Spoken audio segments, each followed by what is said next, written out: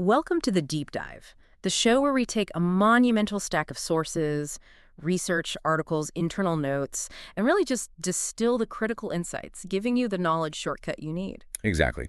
And today we are shining a light on a global powerhouse that, despite its immense scale, has sort of grown quietly. It operates Right. largely behind the scenes in the very specialized world of risk. We are diving into the history, the strategy, and just the sheer size of Arthur J. Gallagher & Co., or as pretty much everyone in the industry knows them, just Gallagher. And when we talk about scale, you need to understand this is not your traditional slow-moving insurance firm. Not at all. No. We are looking at a company that has executed a disciplined, almost programmatic acquisition strategy to climb to the highest ranks of global finance and commercial risk management. It's a legitimate corporate giant, right? An S&P 500 component based in Rolling Meadows, Illinois. And it currently ranks 367th on the Fortune 500 list and clocks in even higher on the global scale, 192nd on the Forbes Global 2000. It's a monster. It really is the definition of a deep dive candidate because its growth isn't about, one revolutionary product. It's about hundreds of strategic decisions and acquisitions over almost a century. Our mission today is to unpack that entire journey. How do you go from a single agency in Chicago in 1927, founded just before the Great Depression, to this sprawling, highly specialized global entity? And to really set the baseline for what we're exploring, we've got the most recent 2024 financial data. And the numbers, they really illustrate just how enormous this organization has become. Lay them on us. We're looking at U.S. $11.55 billion in revenue, total assets reaching U.S. $64.26 billion, and a massive global workforce of 56,000 employees. Wow. And that last number, the 56,000 employees, that tells a critical story about their expansion better than almost anything else. It really does, because if you break down the geography, the picture of a U.S. domestic company just vanishes completely. Whoa. Only 43% of the staff are based in the U.S. Yeah. That means a full 57% are located outside the United States. So this is not some domestic American player with a satellite office. Yeah, this is a truly international enterprise. Its entire structure is built on acquiring niche expertise and establishing permanent, significant local operations all around the world. We are going to map that global footprint, but I think first we have to go back to the beginning. We need to understand the surprising innovations that formed the bedrock of this company almost 100 years ago. Okay, let's unpack this foundational story. Everything starts in Chicago, 1927. Right. The founder, Arthur J. Gallagher, establishes the insurance agency right on the cusp of arguably the worst economic downturn in modern history. That time frame alone, establishing a risk-focused business when risk was literally everywhere is just fascinating to me. It is, and the ability to survive that period and then, thrive later wasn't accidental at all. The early success wasn't built just on tenacity, but on genuine structural innovation within the insurance industry itself. We often think of insurance as being so rigid and slow. So rigid.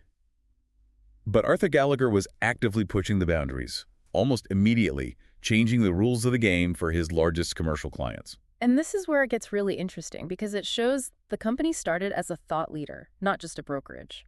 Just 11 years after founding, in 1938, he was already contributing to major industry changes. He was. He helped develop the Hartford Group's retrospective rating program. Okay, stop there. For you, the listener, who may not track historical insurance mechanisms, a retrospective rating program sounds technical.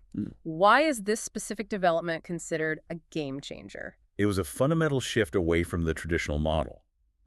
Under the old model, a large manufacturing client would pay a fixed premium. It was based on their estimated risk profile for the year. So whether they were super vigilant about safety or, completely negligent, that premium was set. Exactly.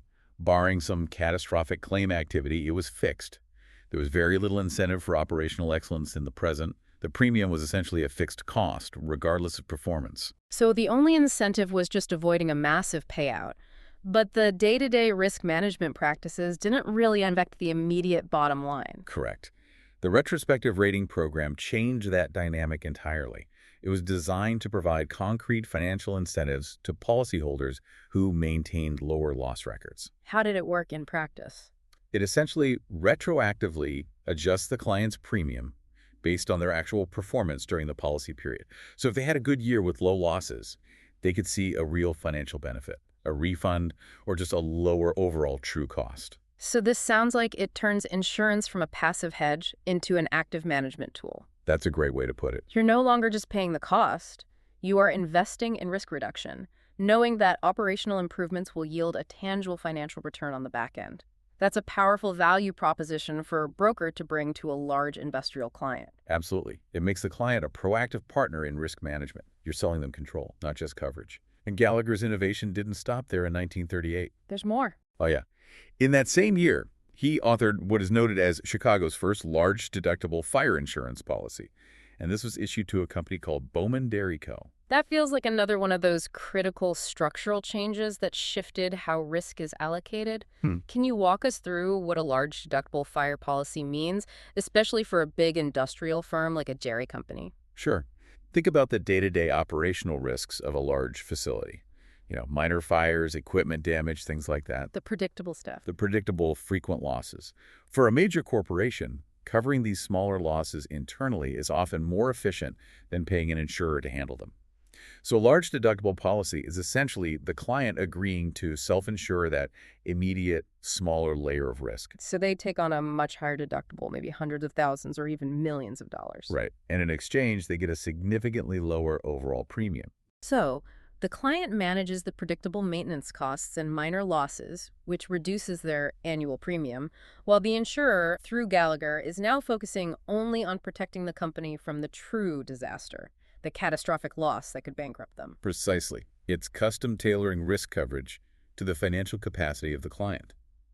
Both the retrospective rating program and the large deductible policy were regarded as highly innovative initiatives in the insurance industry at the time. So this establishes Gallagher early on, not just as an agent selling a product off the shelf, but as a technical thought leader, shaping the actual mechanics of commercial risk transfer. They were helping clients manage their balance sheet, not just their liability. That's the key. And that structural innovation, which really provided the proof of concept for their consultative approach, it sets the stage for the family component. It does. Fast forward a few years to 1945, after World War II, and Arthur Gallagher's three sons, Jim, Bob, and John, all joined the business. It's that classic post-war entrepreneurial expansion ready to capitalize on the boom. And they quickly formalized that growth, which is so critical to scaling a family business successfully beyond the founder.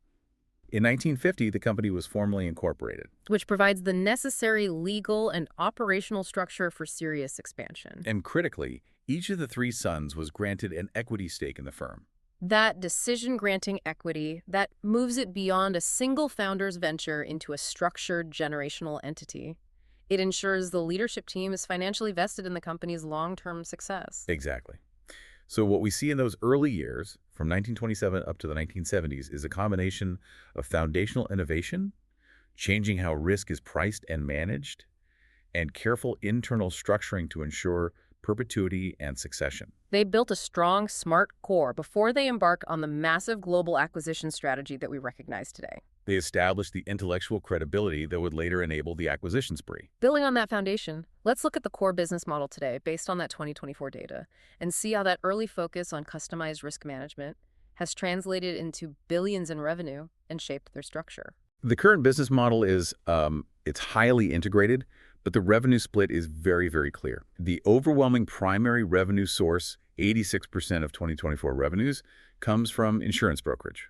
So that's the core function you would expect, using their expertise and market relationships to place risk for clients with various insurance carriers, negotiating the best terms, and collecting commissions and fees. That's it. That's the high-margin advisory core. But what about the remaining 14%? That slice is labeled risk management services, processing claims, managing losses. That sounds complex and, frankly, potentially messy. It is complex, and this 14% is crucial because it highlights the specialized, hands-on nature of the business that goes beyond simple brokerage. This segment primarily includes the processing of workers' compensation and automobile insurance claims via the company's own adjusters. Okay, wait a minute. Claim administration is notoriously high volume, potentially low margin, and involves a ton of infrastructure and personnel. Why does Gallagher keep that 14% revenue stream internal? Why not just outsource it and focus purely on the higher margin 86% brokerage component? What's the strategic advantage there? That's an excellent question, and it goes right to the heart of their philosophy. They keep it internal for, I'd say, three major reasons: control, data and stickiness. Okay, let's start with control. First, control. By having their own adjusters, they control the quality, the speed, and the fairness of the claims process. And that is often the moment of truth for a client, right? They can ensure the client's experience reflects the high-quality advisory services they paid for. Makes sense. And the second point, data. The data feedback loop is priceless. When you process claims yourself, you get detailed firsthand data on why losses are happening, where your client's operations are weakest, and how to better structure future coverage and loss prevention programs. So it directly informs the brokerage side. It allows them to offer even better, more tailored solutions. It's a direct continuation of that 1938 innovation mindset we talked about. And finally, stickiness. It makes them indispensable. It means they aren't just selling a policy once a year. They are managing the fallout, handling the claims process, offering ongoing risk consultation. That deep embedding in the client's operational life makes switching brokers incredibly difficult and, frankly, expensive. That really explains why the model works. It truly reinforces that early 1938 philosophy of managing risk behavior, not just insuring against it. Exactly. But this dominance didn't come easily. The sources indicate that throughout the 1980s and 1990s, the company faced significant competitive pressures within the crowded domestic U.S. insurance market. That's an understatement.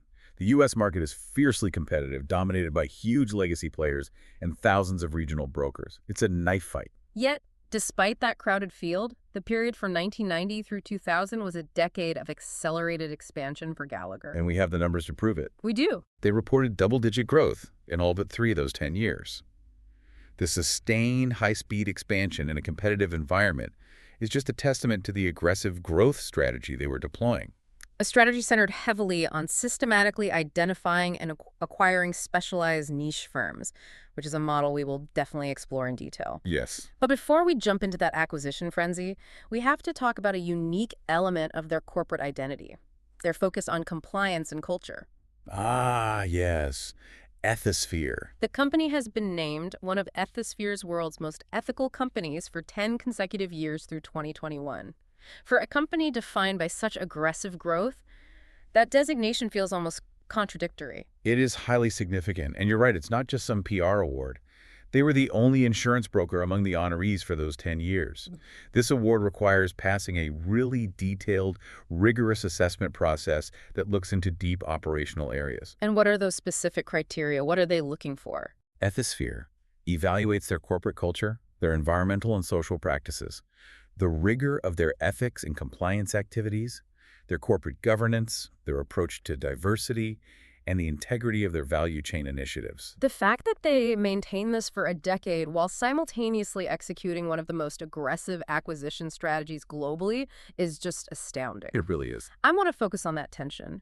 How is it even possible to maintain that consistent, high ethical standard and compliant culture when you are absorbing dozens of disparate firms, often with their own unique compensation structures, IT systems, and entrenched local practices every single year? The risk of cultural dilution must be immense. It must be. It's arguably the biggest management challenge they face, and it requires a massive proactive investment in standardization. They have to immediately impose what they call the Gallagher way onto every single acquired entity. Standardizing compliance systems, integrating IT platforms. Retraining thousands of new employees on the ethical standards. This recognition shows they're investing heavily in operationalizing ethics, not just stating it in a mission statement. It speaks volumes about their internal control structures. That level of rigor required to achieve that ethical designation makes the next data point we have even more interesting. Because even the most compliant organizations face modern external threats. You're talking about the 2020 ransomware incident. Exactly.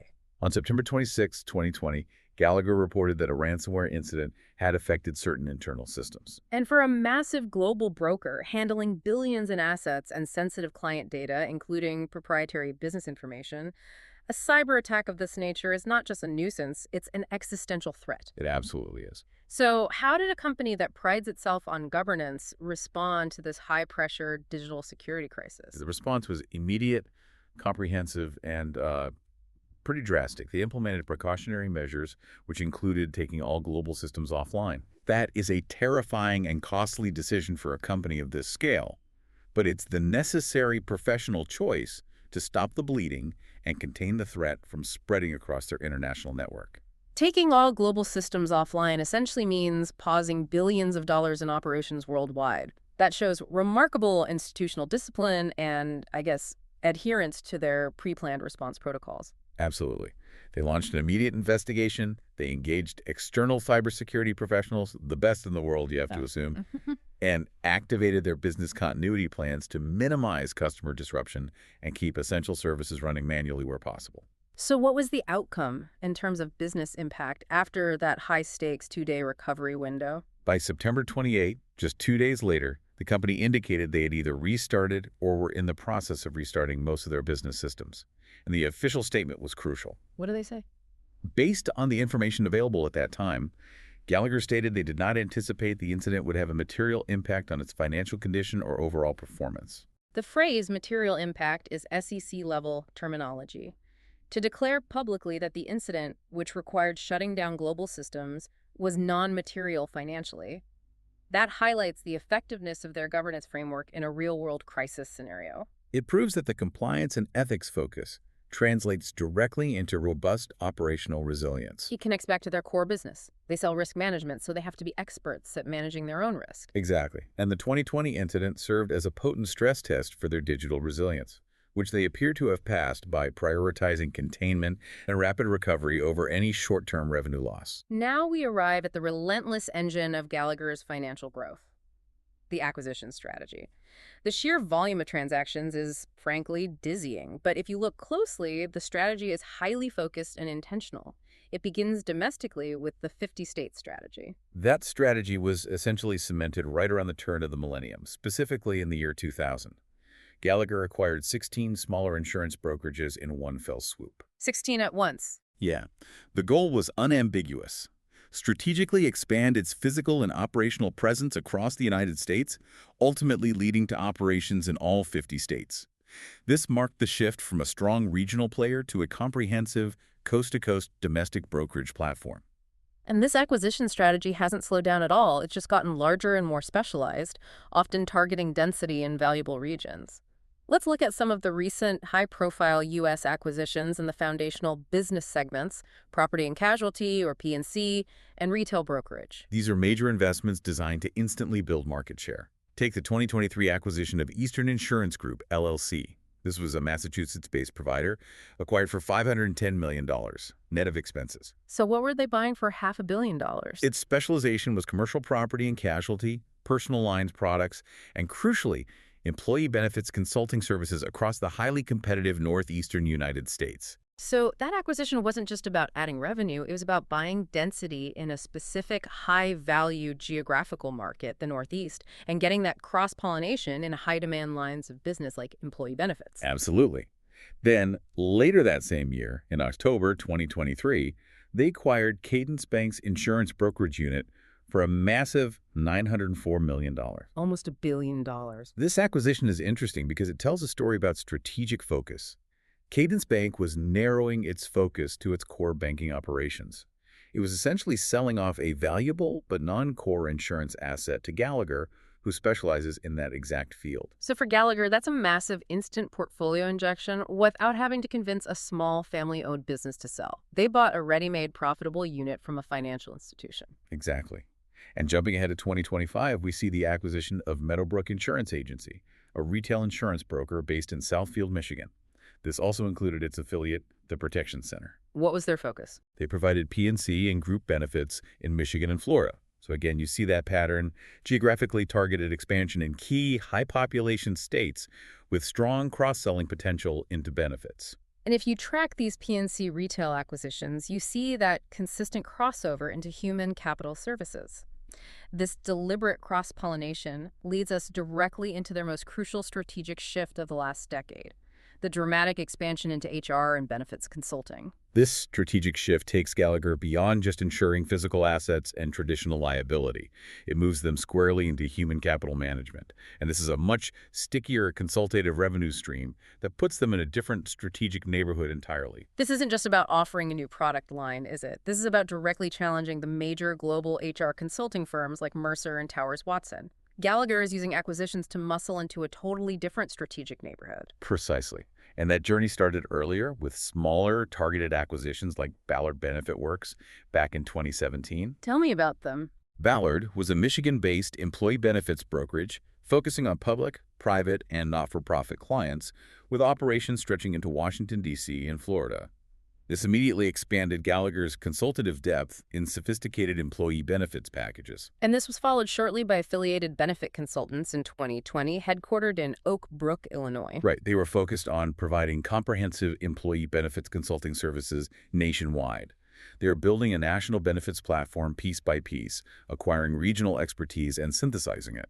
But the true game changer, the transaction that really redefined Gallagher's presence in this sector and catapulted them into the top tier of HR advisory, was the acquisition of Buck. BCHR Holdings, Yeah. LPES, in April 2023. The Buck acquisition was monumental, valued at $660 million. It was Gallagher's largest acquisition in the human resources and benefits sector up to that point. When you spend $660 million, you're buying a lot more than just a client list. Absolutely. Look at what Buck brought to the table. They specialize in human resources, pension, and employee benefits consulting services. This wasn't just acquiring premium revenue. It was acquiring immense intellectual capital and scale across a highly specialized area. Retirement services and defined benefit pension plans. And it also brought significant technological infrastructure for benefits administration, I assume. A huge amount. And how significant was the scale? Tell me. Buck added approximately 2,300 employees instantly and critically. Those employees were spread across the U.S., Canada, and the U.K. It created a combined entity with vastly expanded capabilities in retirement services, benefits consulting, administration, and technology solutions. So it made them a true global competitor to the big HR giants. Overnight. That single acquisition effectively transforms Gallagher from a great insurance broker with an employee benefits sideline into a comprehensive human capital consultant. And they didn't stop at HR and benefits. They even pushed beyond insurance entirely into pure talent advisory, which is a brilliant synergistic play. You're talking about the Four Corners Group, Inc. acquisition in 2022, a Toronto-based executive search firm. An executive search firm. I have to ask, what does finding a CEO or a new CTO have to do with selling property and casualty insurance? It creates an essential cross-selling and relationship opportunity. Gallagher is expanding its global talent and leadership advisory services across numerous high-value sectors: technology, manufacturing, healthcare, financial services. So if you are already advising a client on their highest level risks, their board coverage, their pension liabilities, their corporate governance, then you are already privy to discussions about leadership and succession planning. It's a natural fit. it's a natural extension to consult them on their most critical asset, their leadership talent. You come for the insurance, stay for the pension consulting, and use them to find your new CEO. It's a total client lock-in strategy. It creates a synergistic ecosystem where every advisory service reinforces the others. And all of these aggressive, strategic, niche-focused domestic acquisitions culminated in one historic, industry-shaking deal in 2025. We are talking about the acquisition of AssuredPartners, a major U.S. insurance broker. The numbers here are just astronomical, and they mark a new phase of market consolidation. They're unprecedented. Gallagher acquired AssuredPartners for $13.45 billion. $13.45 billion. Our sources note that even accounting for $1 billion in tax benefits, the transaction at $12.45 billion net is the largest sale of a U.S. insurance broker to a strategic acquirer in industry history. That is the ultimate capstone moment. It signals that Gallagher has moved from aggressive buyer to a market consolidator operating at the very top tier of global finance. It summarizes their entire philosophy of growth through volume, specialization, and market domination. It does, and it also reinforces the importance of the internal culture and compliance standards we discussed earlier. You cannot execute a $13.45 billion integration. The administrative, legal, and IT complexities alone are mind-boggling without world-class operational controls and a robust, scalable system for absorbing other companies. This deal didn't happen by accident. No. It was enabled by decades of systematic, successful acquisition management. Moving from the domestic domination of the U.S. market to the global stage, let's map out Gallagher's international footprint.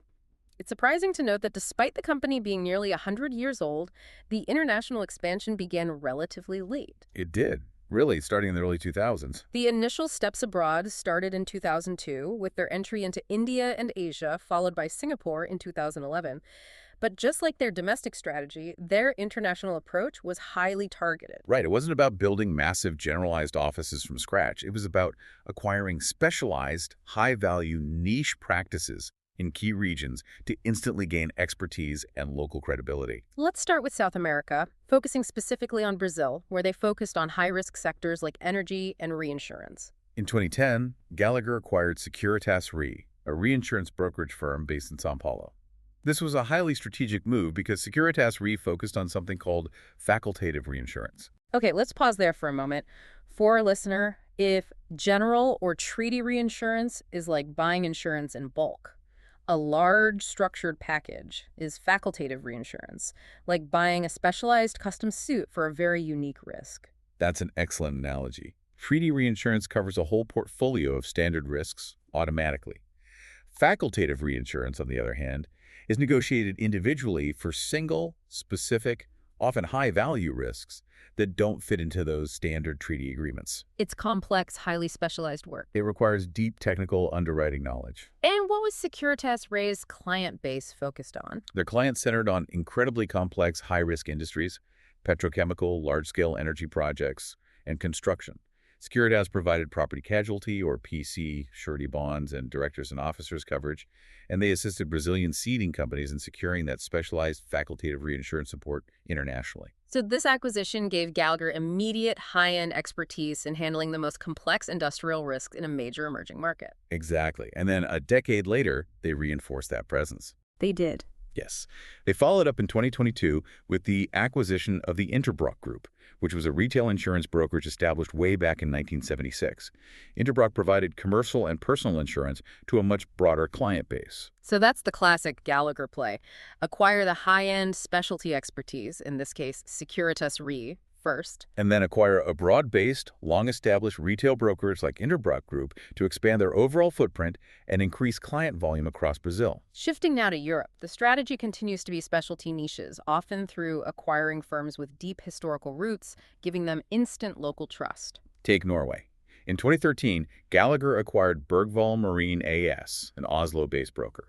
This firm was ancient by corporate standards, established in 1896, and specialized entirely in marine insurance products and risk management. That raises a fascinating question. Why would a multi-billion-dollar S&P 500 company spend time and integration resources on acquiring a firm with only about $5 million in annualized revenue? What specific non-revenue asset were they truly buying there? They were buying intellectual capital and generational relationships.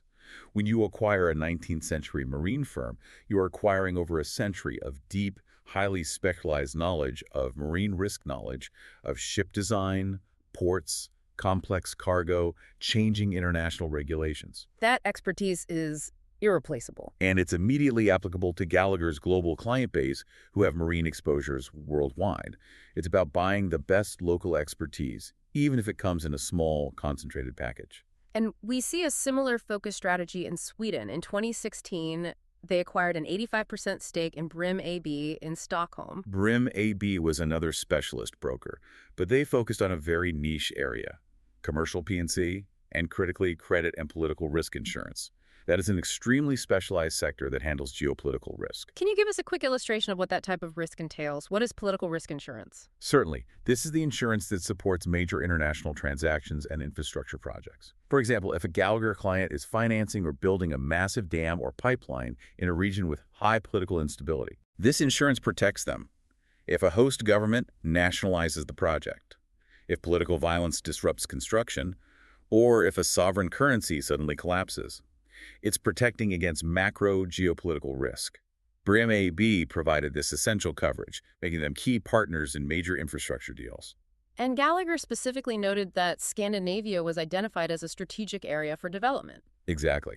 That acquisition wasn't an end in itself. It was laying the groundwork for deeper regional integration, positioning Gallagher as the go-to broker for complex, high-value transactions across the Nordic region. Now to the United Kingdom, where their strategy seems split between global financial hubs and hyper-local niche markets, which is classic Gallagher. It is. On the global financial side, in 2010, they acquired most of the brokerage operations of First City Partnership Ltd., a London-based Lloyd's authorized broker. And since Lloyd's is the heart of global specialty insurance, that move gave them instant access to that global underwriting capacity. Exactly. And their specializations were high-value, complex risks associated with the financial services industry, professional risk, trade and political risk, asset protection, and even fine art specie coverage. Which immediately broadened Gallagher's ability to serve high-net-worth clients and complex corporate entities worldwide. It did. And then, on the completely different end of the spectrum, you have the 2023 acquisition of LifeSure Group Limited. This is the niche specificity that defines Gallagher's approach. It truly is. What did they do? LifeSure was a personal lines broking service focused primarily on the vacation, holiday, and leisure industry. They were offering insurance for park homes, motorhomes, and caravans. Wow. They also acquired the affiliate, Barnes Commercial, which served the small to medium-sized enterprise, or SME, brokerage market. This acquisition secures a highly unique, stable segment of the UK consumer market. It demonstrates that no market segment is too small if the expertise is unique and defensible. Moving down under, how did they approach Australia and New Zealand, which are large, geographically diverse markets? In Australia, the expansion came in 2014 via a major rebranding effort. They had acquired OAMPS insurance brokers earlier that year, but the integrated operation was rebranded to Gallagher. And that was a massive consolidation effort. It was huge. It spanned over 30 branches, involved about 1,000 staff, and served over 120,000 clients, ranging from small businesses to multinational corporations. It was a massive branding push designed to leverage the consistency and global credibility of the Gallagher name. And in New Zealand, the approach was hyperlocal, targeting specialized regional expertise through their subsidiary, Crombie Lockwood. Correct. In 2015, Crombie Lockwood acquired Reed Manson, based in the South Island. Reed Manson specialized in marine, aviation, rural, and livestock insurance. All key to New Zealand's economy. Exactly. New Zealand's economy relies heavily on those specialized primary sectors, making that acquisition a deep knowledge grab for specific, high-value local industries that only a local expert would truly understand. Finally, let's circle back to North America with Canada. We already discussed the executive search acquisition, Four Corners Group, but what about their core brokerage expansion there? Canada follows the established pattern of consolidating existing regional groups under the Gallagher brand. In 2015, they acquired Christie Phoenix and Discovery Insurance in Victoria, British Columbia. And they specialized in what? Customized programs for commercial real estate and personal lines. But the major defining move was in 2016. That's when the Noraxis Group brokerages were rebranded. Yes. Gallagher had acquired the majority of Noraxis Capital Corp in 2014, and the subsequent rebranding of major regional brokerages like CG&B Group and Stevenson and Hunt T. Gallagher was part of a clear strategy to become the preeminent leading insurance brokerage in Canada. So they're leveraging that global brand recognition to centralize operations and drive consistent growth. That's the playbook. The international map shows an undeniable pattern. Whether it's highly specialized marine risk in Norway, complex petrochemical risk in Brazil, or hyper-niche caravan insurance in the UK, Gallagher consistently targets specific high-value expertise and then uses a local acquisition to anchor their global platform in that region. It's not just growth through volume, it's growth through intellectual property absorption. They are buying centuries of niche market knowledge, local relationships, and regulatory expertise, and immediately integrating it into a cohesive global system. Which then allows them to cross-sell that specialized knowledge worldwide. That's the engine. What a journey. We started with a local Chicago insurance agency founded in 1927, rooted in deep structural innovation like the retrospective rating program and the large deductible policy. We mapped its relentless path through competitive U.S. markets, fueled by strategic, specialized acquisitions from marine insurance in Norway to executive search in Canada, and that crucial $660 million leap into comprehensive benefits consulting with Buck. The overarching theme here is, well, it's unequivocally growth through volume and extreme specialization, built on a bedrock of strong governance and control. Right. The sheer number of acquisitions, often targeting high-value niche expertise in P&C, risk management, HR, and talent advisory, allowed them to absorb intellectual property and scale rapidly. And this scaling allowed them to execute what we now know as the largest sale of a U.S. insurance broker to a strategic acquirer in industry history, the $13.45 billion acquisition of Assured Partners. That one data point, $13.45 billion, it summarizes a century of ambition. It's a company built on successfully integrating diverse, specialized parts into one colossal, globally consistent whole. And the fact that 57% of their 56,000 staff are now based outside the U.S. is the ultimate metric of their international success. But this brings us back to that fascinating tension we touched on earlier, the core managerial challenge that underlies this entire strategic success story. You mean the ethisphere recognition maintained while executing a hyper-aggressive growth strategy? Exactly. Gallagher has been repeatedly recognized as one of the world's most ethical companies, rigorously assessed on culture, governance, and value chain initiatives. But they achieved this distinction while simultaneously running one of the most aggressive, high-pressure, acquisitive growth strategies in modern financial history, culminating in that record-breaking $13.45 billion acquisition. So here's our final provocative thought for you to consider. How does a company balance that drive for aggressive market domination, a strategy predicated on swallowing smaller, distinct competitors and constantly integrating thousands of new staff and systems with a genuine, sustained commitment to ethics and corporate social responsibility? The strategic goal is growth, but the operational challenge is cultural integrity. Right. How do they ensure that their core culture, the Gallagher way, doesn't get diluted by the sheer volume and speed of integration and remain true to that decade-long ethical promise in the face of billion-dollar deals? That's the management challenge of the next generation of leadership for a firm defined by its ability to absorb others. Something to mull over as you see their name pop up next to every major deal in the insurance and risk world. Thanks for diving deep with us.